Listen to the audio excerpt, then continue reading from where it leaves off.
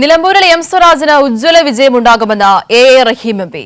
DYFI പ്രവർത്തകരോടൊപ്പം വീടുകയറി തെരഞ്ഞെടുപ്പ് പ്രചാരണം നടത്തുകയായിരുന്നു A Rahim M P.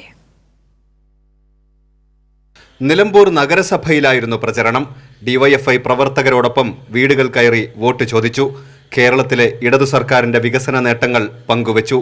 Amarambalam panchayat മാത്രം 1000 വീട് വെച്ച് നൽകി, മറ്റു പഞ്ചായത്തുകൾ വേറെ. അങ്ങനെ എത്ര പേർക്കാണ് വീട് കിട്ടിയത്? ഇൻഫ്രാസ്ട്രക്ചർ ഡെവലപ്മെൻറ്റ്, ഇവിടുത്തെ റോഡുകൾ 2016 മുമ്പുള്ള ഇവിടുത്തെ റോഡുകൾ എങ്ങനെയായിരുന്നു?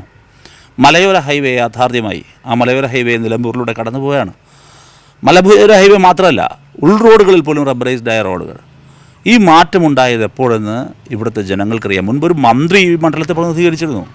അന്നൊക്കെ UDFൻ്റെ കാലത്ത് എന്തെങ്കിലും നടത്തിയിരുന്നോ ഇത്തരം എന്തെങ്കിലും വികസനം? മണ്ഡലത്തിലെ എല്ലാ വിഭാഗം ജനങ്ങളുടെയും വോട്ട് എം സ്വരാജിന് ലഭിക്കും. വലിയ വിജയമുണ്ടാകുമെന്നും എ റഹീം എം പി പറഞ്ഞു. വളരെ സജീവമായി തിരഞ്ഞെടുപ്പ് രംഗം ഉണർന്നിരിക്കുകയാണ്. നമുക്കെല്ലാവർക്കും അറിയുന്ന പോലെ കുറച്ച് ദിവസങ്ങളേ ഉള്ളൂ നിലമ്പൂർ ബൈ ഇലക്ഷൻ. പക്ഷേ ആ ചെറിയ സമയത്തിനിടയിൽ എം സ്വരാജിനായുള്ള പ്രവർത്തനങ്ങളിൽ വ്യാപൃതരാണ് മണ്ഡലത്തിലുടനീളമുള്ള ഇടതുപക്ഷ ജനാധിപത്യ മുന്നണിയുടെ പ്രവർത്തകർ. ഡിവൈഎഫ്ഐ പ്രവർത്തകർ മണ്ഡലത്തിലെ വിവിധയിടങ്ങളിൽ ചെറുസംഘങ്ങളായി വീടുകൾ കയറി വോട്ട് തേടി. കൈരളി ന്യൂസ്, മലപ്പുറം.